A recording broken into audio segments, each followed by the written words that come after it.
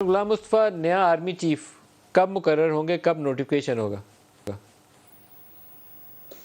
دیکھیے جنرل باجوہ کی ریٹائرمنٹ سے ایک دو دن پہلے ہو جائے بالکل صحیح ہے، ہو جانا چاہیے. اس میں تو کوئی اتنی وہ ہے نہیں ہے. خام خواب نے اس کو اتنا بڑا ہائپ دے دیا، اور اس میں سمجھتا ہوں نون لیگ کا قصور زیادہ ہے.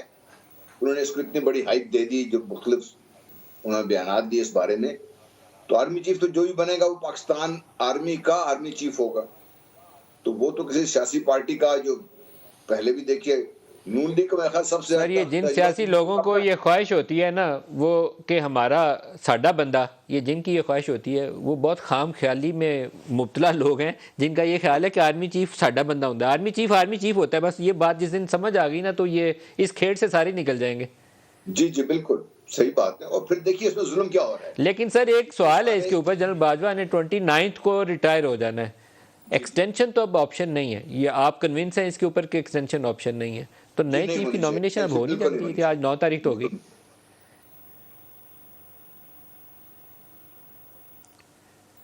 طارق فضل صاحب سے پوچھیں. طارق فضل صاحب آپ کیا فرماتے ہیں؟ طارق فضل صاحب سے پوچھنے میں دوبارہ آپ کی طرف آتا ہوں.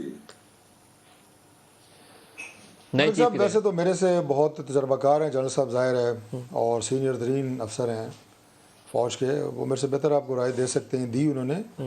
لیکن میں ان کی اس بات سے بالکل اتفاق کرتا ہوں کہ یہ ایک روٹین میٹر اپوائنٹمنٹ ہے کہ جب آرمی چیف کی مدت ملازمت پوری ہوتی ہے، اگلے آرمی چیف نے آنا ہے.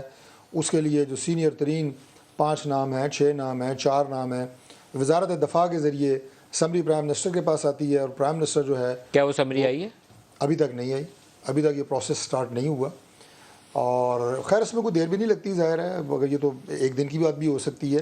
کیا اس کے لیے پرائم منسٹر پہلے وزارت دفاع کو کوئی ڈائریکٹیوز ایشو کرتے ہیں سمری موو کرنے کے لیے، یا وزارت دفاع خود سے انیشیٹو لیتی ہے؟ دیکھیے یہ ٹیکنیکل بات ہے، لیکن میرا خیال ہے کہ وزارت دفاع جو ہے وہ آرمی چیف کی جو اپوائنٹمنٹ جب مطلب مدت پوری ہو جاتی ہے، ڈیو ہو جاتی ہے، تو وہ اسمبلی کو انیشیٹ کرتے ہیں.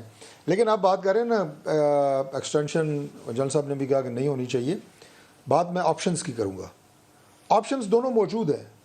ایک آپشن وہی ہے کہ سینئر ترین 5 جو لیفٹیننٹ جنرلز ہیں ان میں سے ایک نام پرائم منسٹر جو ہے وہ اپروو کرتے ہیں آرمی چیف کی بطور آرمی چیف.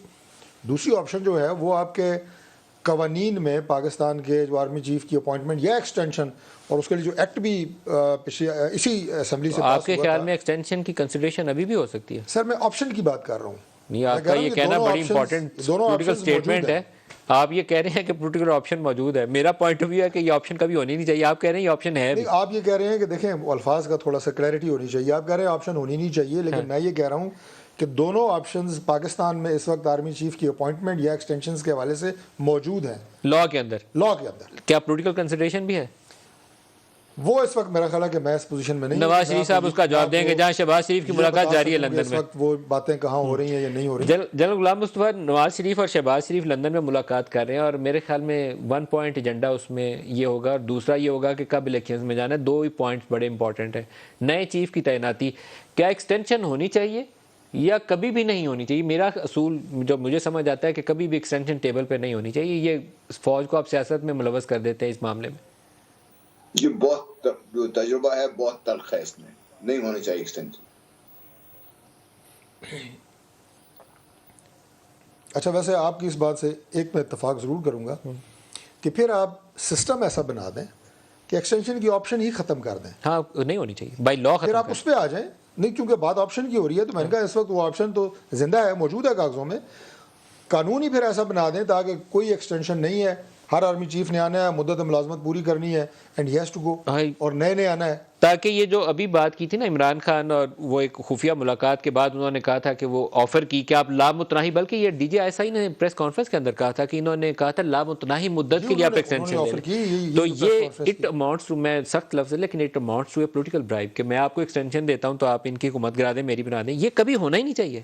وہ عمران خان صاحب نے اسی لیے یہ بات کی نا کہ بیکاز وہ آپشن موجود ہے، قانون میں موجود ہے. تو اگر قانون ہی یہ بن جائے تو میرا خیال ہے وہ سب سے بیسٹ ہے فار انسٹیٹیوشن.